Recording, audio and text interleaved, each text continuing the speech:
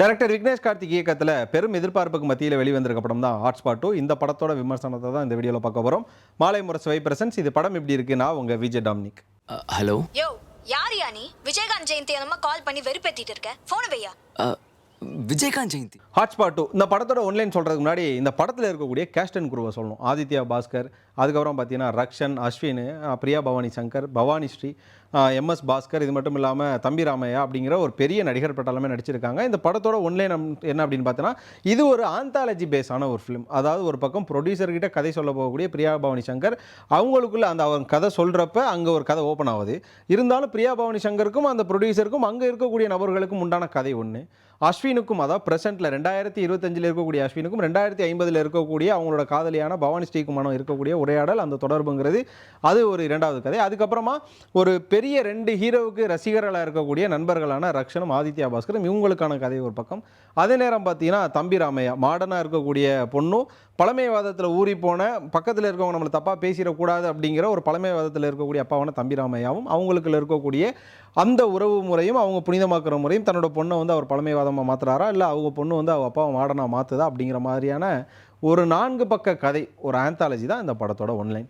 படம் நகர்ற விதம் அப்படிங்கிறது ரொம்ப சூப்பர் அப்படின்னு கூட சொல்லலாம். ஏன்னா ஒரு பக்கம் ப்ரொடியூசர்கிட்ட போய் கதை சொல்ல உட்காராங்க பிரியா பவானி சங்கர். அவங்க வந்து கதை சொல்ல ஆரம்பிக்கிறப்பவே உள்ளே வந்து படம் நான் லீனியர் ஓப்பன் ஆக ஆரம்பிக்குது. அப்போ அப்படியே போகிறாங்க. ஒரு பக்கம் இந்த கதை ஓடு, இன்னொரு பக்கம் இந்த கதை. இந்த ஆந்தாலஜி அப்படின்னாலே நமக்கு என்னன்னு தெரிஞ்சுள்ள 4 வித கதையும் ஒரே படத்தில் சூப்பர் டீலக்ஸ் மாதிரி ஒரே நேரத்தில் இவங்களுக்கும் இது நடக்கணும், அதுக்கப்புறம் இவங்களுக்கும் நடக்கணும், அதுக்கப்புறம் இவங்களுக்கு நடக்கும் சொல்லி அப்படியே பார்த்தீங்கன்னா ஒரு ஸ்கொயர் ஷேப்பில் நடக்கக்கூடிய ஒரு படம். எப்போதுமே ட்ரையாங்கிள் ஸ்டோரிஸ் கொஞ்சம் விறுவிறுப்பாக போகும். ஆனால் முதல்ல ஒரு ஸ்கொயர் ஷேப்டான ஒரு ஃபிலிம் நல்லபடியாக போகுது அப்படின்ற பட்சத்தில் இந்த படத்தோட ஃபீல் நம்ம கொடுக்க ஆரம்பிக்குது. அதுவும் குறிப்பாக சொல்ல போனோம் அப்படின்னா, இங்கே ஆதித்யா பாஸ்கரும் ரக்ஷனும் இந்த படத்தில் எடுத்துக்கிட்ட கேரக்டர் அப்படிங்கிற சூப்பரான கேரக்டர். அவங்க வந்து 2 பேரோட ரசிகராக இருக்காங்க. அந்த படத்தில் அவங்க வந்து ராஜா தாதா அப்படிங்கிற மாதிரி காட்டுறாங்கன்னு வச்சுக்கோங்களேன். ஆனால் ரியலாக அது வந்து நம்ம தளபதி அப்படி இல்லையா, சூப்பர் ஸ்டாரு, உலகநாயகன் அப்படின்னு கூட எடுத்துக்கலாம். இப்படியா 2 பெரிய ரசிகர்களுக்கு, பெரிய நடிகர்களுக்கு ரசிகராக இருந்தாலும் அவங்க நண்பர்களாக இருக்கிற பட்சத்தில் அவங்க என்ன மாதிரியான மன சங்கடங்களை, என்ன மாதிரியான சண்டைகளெல்லாம் அவங்க வந்து ஃபேஸ் பண்ணுறாங்க அப்படிங்கிற ஒரு விஷயமும் கிளைமேக்ஸில் நீ என்ன தான் அவங்களுக்கு விசுவாசமான ரசிகராக இருந்தாலும் அவங்க எவ்வளோ சுயநலமான நடிகர் அப்படிங்கிறத காமிச்சிருவாங்க அப்படிங்கிற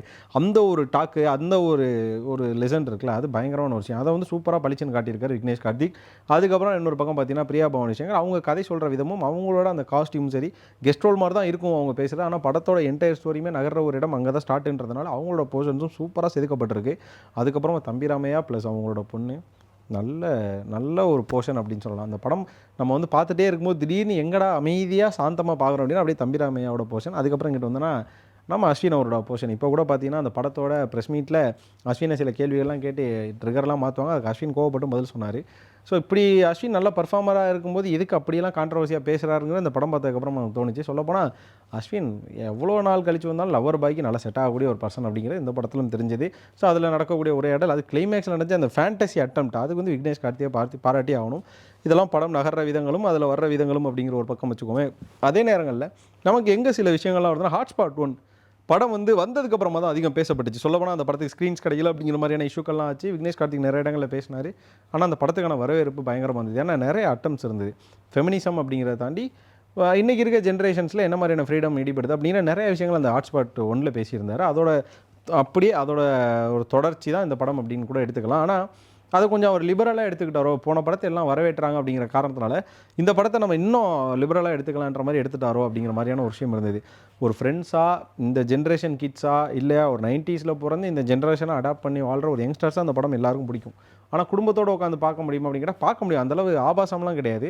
ஆனால் கருத்தியல் வேறுபாடுகள் ஒரு படம் பார்க்குறப்ப, குடும்பத்தில் உட்காந்து பார்க்குறப்ப கண்டிப்பாக உண்டாகும் அப்படின்னு கூட சொல்லலாம். எம்எஸ் பாஸ்கரோட அந்த ஒரு ரோல் அப்படிங்கிறது இந்த படத்துக்கு ஒரு நல்ல ஒரு பாயிண்ட் அப்படின்னு கூட சொல்லலாம். ஓவராலாக பார்த்தீங்கன்னா ஹாட்ஸ்பாட் 2 நல்ல விதத்தில் குக் பண்ணுறதுக்காக எழுதப்பட்ட ஒரு கதை.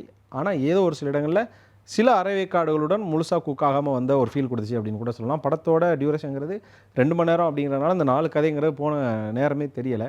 இந்த 4 கதைங்கிறப்போ அதில் இன்னும் கொஞ்சம் கான்சன்ட்ரேஷன் கொடுத்தோன்னா அதை விக்னேஷ் கார்த்திக் ஒரு சில இடங்களில் குறைச்சார். ஒரு ப்ரொடியூசர்கிட்ட கதை சொல்கிற மாதிரியான கதை தான் ஹாட்ஸ்பாட் 1ங்கிறது நம்ம எல்லாருக்கும் தெரியும். அதில் ப்ரொடியூசர்கிட்ட இருந்து அந்த வந்து எந்துன்றது இந்த படத்தில் இல்லை. ஒரு ப்ரொடியூசராக அவர் எங்கெங்கெல்லாம் எந்தெந்த காட்சிகளை கற்பனை பண்ணணும், எங்கெங்கெல்லாம் அவர் நிறைய இடங்களில் நம்ம வந்து அப்ஜெக்ஷன் பண்ணணும், எங்கெங்கெல்லாம் அவர் சஜஷன் சொல்லணுமோ அதெல்லாம் சொல்லலை. அப்போ ரியாலிட்டியில் அது கொஞ்சம் மிஸ் ஆகுது. ஓவராலாக பிரியா பவானி சங்கர் ஒரு கேமியோ பண்ணாங்களா அப்படிங்கிற மாதிரியான விஷயங்களும் வருது. ஆனால் பிரியா பவானி சங்கர் நடிக்கக்கூடிய படங்கள் அவங்க எப்போ படம் நடித்தாலும் அது எதுவும் கிரிட்டிசைஸ் ஆகுது அப்படின்ற பட்சத்தில் ஹாட்ஸ்பாட்டும் அது கண்டிப்பாக மாற்றிடும்னு நினைக்கிறேன். ரக்ஷன் மற்றும் ஆதித்யா பாஸ்கரோட காம்போ ஆக்டிங் பரபரன்னு சூப்பராக நடிச்சிருந்தாங்க. அஸ்வினோட ஃப்ரெண்ட்ஸாக வரக்கூடியவங்க எல்லாருமே பயங்கரமாக அவங்க போட்டிருந்த டைமிங் காமெடிஸ்லாம் அங்கே ஒர்க் அவுட் ஆச்சு.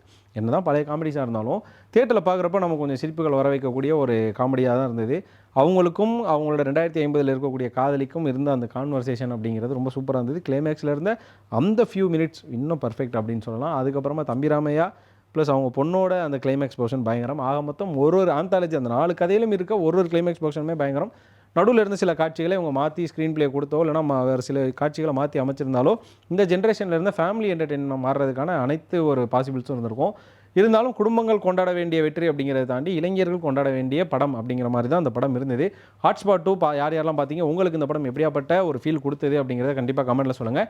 இந்த வீடியோ பிடிச்சிருந்தா லைக் பண்ணுங்கள், ஷேர் பண்ணுங்கள். மறக்காமல் மாலை முரசு வைபை சப்ஸ்கிரைப் பண்ணிவிட்டு பக்கத்தில் இருக்க பெல் ஐக்கானை கிளிக் பண்ணிக்கோங்க.